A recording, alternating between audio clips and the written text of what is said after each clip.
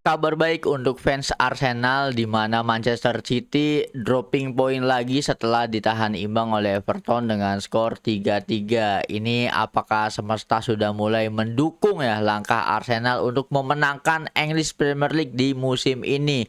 Dengan catatan jika Arsenal bisa menyapu bersih semua sisa laga, otomatis Arsenal akan bisa memenangkan juara atau trofi EPL musim ini ya.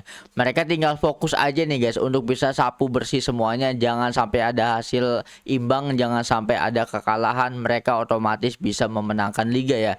Dan pertandingan hanya menyisakan 4 pertandingan lagi kalau nggak salah ya. Ini benar-benar title race dari IPL ini sangat menarik ya. Kita lihat nanti ke depannya apakah Arsenal akan tergelincir dropping point lagi atau tidak, karena siapa sangka Manchester City itu bisa ditahan imbang oleh Everton, bahkan hampir kalah ya dengan gol di menit-menit akhir babak tambahan waktu gitu kan. Ini benar-benar keren banget. Kabar baik untuk fans Arsenal. Dan di sisi London yang lainnya ini ada kabar yang kurang buruk di mana Chelsea sedang berada di titik terendah mereka ya. Untuk pertama kalinya sejak November 1993, The Blues menelan 6 kekalahan beruntun di liga, sebuah catatan yang benar-benar sangat mencemaskan ya. Lebih menyakitkan lagi, mereka hanya mampu mencetak 1 gol saja dan kebobolan 14 gol dalam periode tersebut, dalam 6 match pertandingan tersebut ya. Tumpul di depan, rapuh juga di belakang. Ini bukan sekedar penurunan performa, ini krisis yang nyata. Pertanyaannya sekarang, berapa lama mereka bisa bangkit dari situasi ini, guys? Ini benar-benar ada kabar yang kurang baik ya dari Chelsea. Dan dalam pertandingan itu juga kan kita melihat beberapa sosok penting ya, seperti ada Thiago Silva, mantan kapten El Capitano mereka, yang ikut menyaksikan pertandingan dari The Blues ini guys, dari Chelsea ini ya. Dan benar-benar, dan dari hasil kekalahan semalam itu menyatakan mengkonfirmasi bahwa Chelsea gagal lolos ke Liga Champions musim depan ya guys ya. Ini sangat disayangkan banget. Jadi semalam ada dua situasi yang berbeda di kota London, di mana yang pertama Arsenal itu memiliki chance untuk memenangkan juara EPL musim ini, tetapi Chelsea harus merelakan tiket Liga Champions mereka dan juga mencatatkan rekor buruk yaitu loss streak sebanyak 6 kali.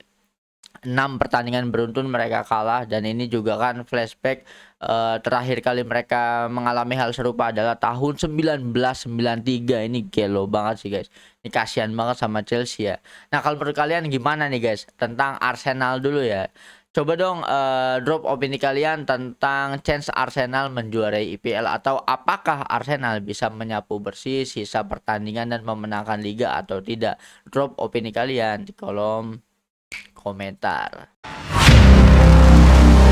Kali ini ada sebuah pencapaian yang menarik untuk kita bahas, yaitu di mana Lionel Messi kembali mencatatkan statistik impresif bersama Inter Miami.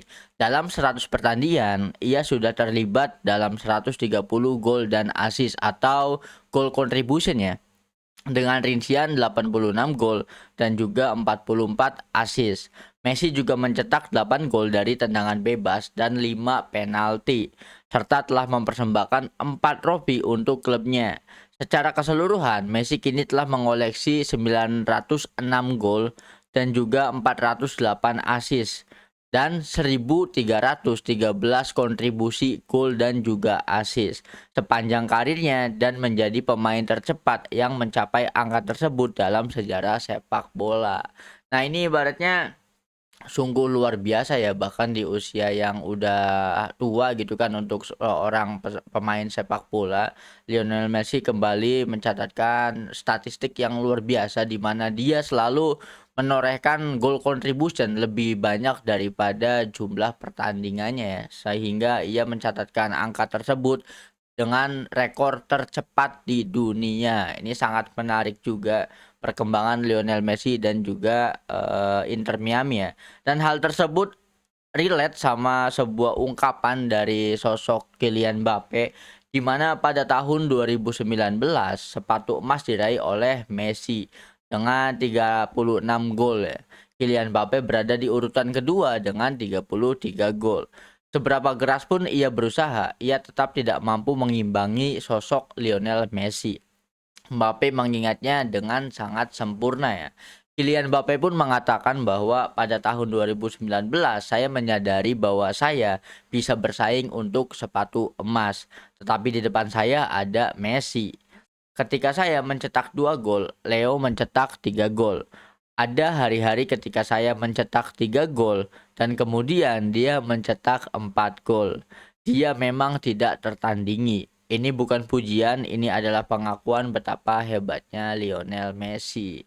Nah, ngomong-ngomong ya, ini sangat disayangkan banget setelah era kejayaan rivalitas abadi antara Lionel Messi dan juga Cristiano Ronaldo ya.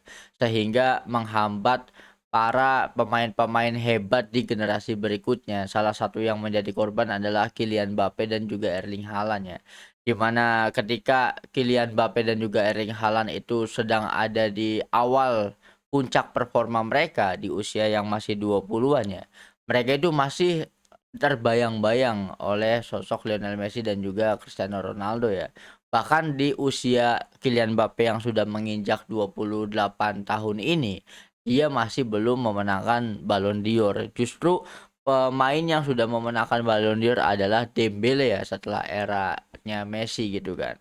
Dan mengingat kembali bahwa di tahun 2019 pun kala itu Lionel Messi masih membela FC Barcelona ya, di mana waktu itu FC Barcelona memang masa-masa kegelapan juga ya, karena bisa dikatakan Messi itu kayak yang penggendong handal dari FC Barcelona ya. Seperti yang kita tahu kejadian dibantai 8-2 sama Bayern Munchen, di comeback sama AS Roma dan juga Liverpool. Itu benar-benar di era 2019-an ya. Di era terakhir Messi membela FC Barcelona. Tetapi justru di era seperti itu tanpa Xavi, tanpa Iniesta, di mana Messi jadi abang-abangan di Barca ya. Messi tetap bisa menjadi pemain dengan jumlah gol yang banyak dan mampu mengalahkan sosok pemain muda seperti Kylian Mbappe. Ini sangat-sangat fantastis banget ya. Apalagi di Real Madrid sekarang ya, Kylian Mbappe itu sudah mulai kehilangan dukungan dari banyak pihak. Baik itu dari Madridistanya sendiri, entah itu dari para pemain, apalagi kan ada beberapa isu konflik internal ya antara Kylian Mbappe dan juga Vinicius Junior, dan yang terbaru ada Kylian Mbappe dengan Jude Bellingham gitu kan. Dan akhir-akhir ini sudah bocor ya informasi yang mengatakan bahwa beberapa staf Real Madrid dan juga beberapa pemain itu mengkritik, mengatakan bahwa mereka tidak suka dengan attitude dari Kylian Mbappe. Di mana ya apalagi yang kabar terbaru mengatakan dengan dalih cedera hamstring tetapi memilih untuk menghabiskan waktunya jalan-jalan ke Italia bersama sang kekasih ya, yaitu Esther Exposito gitu kan.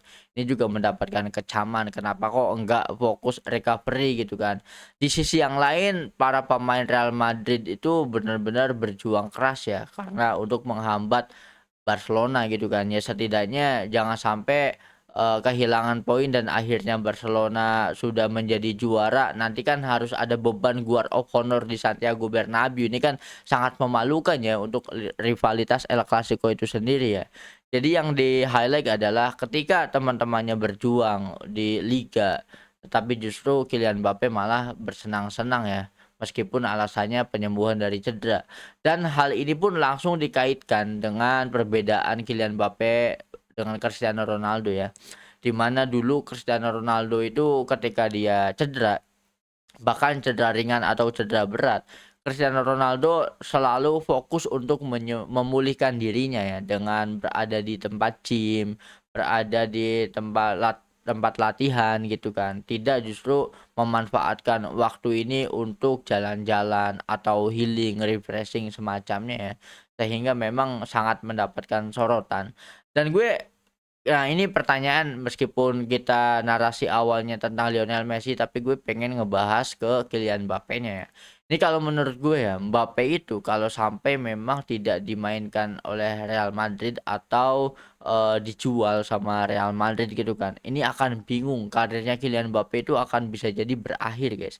Karena karir tertinggi seorang pesepak bola itu jika mereka bermain untuk klub besar ya, seperti jika di La Liga ada Barcelona dan juga Real Madrid, jika di IPL ya ada Big Six itu sendiri ya, ya meskipun Tottenham Hotspur nggak kehitung gitu kan. Dan jikalau Kylian Mbappe itu harus pergi, kan, kontraknya juga masih lama ya, kalau nggak salah kontraknya Kylian Mbappe itu sampai 2029 atau 2031, gue lupa gitu kan.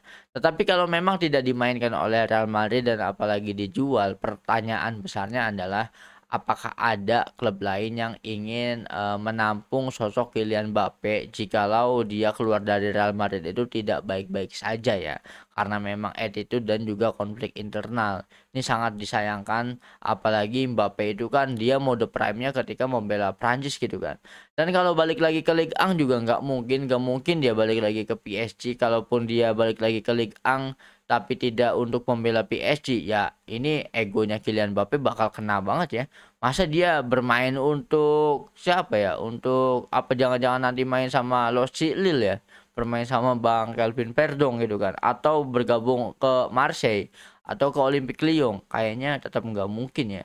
Dan lebih janggalnya lagi kalau Kylian Mbappe justru bermain di Serie A, wah itu udah bener-bener setara Luka Modric yang udah ini ya, yang udah tua ya, yang udah keluar masa prime-nya ya.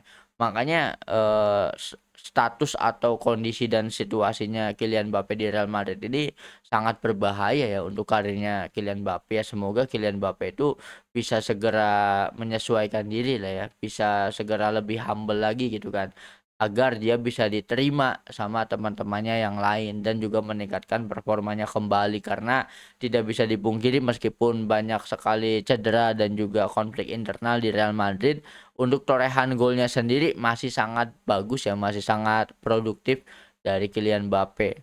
Nah, kalau menurut kalian gimana nih guys? Ini kita membandingkan ya generasinya Messi dan juga Ronaldo dengan catatan fantastisnya, dan kita turut membandingkannya dengan seseorang yang dilabeli sebagai the next squad ya, yaitu Kylian Mbappe. Coba dong, gue mau tahu pendapat kalian, prediksi kalian tentang Kylian Mbappe. Apakah musim depan Kylian Mbappe akan tetap bersinar di Real Madrid atau justru dicadangkan ya oleh Real Madrid? Coba dong drop opini kalian di kolom komentar.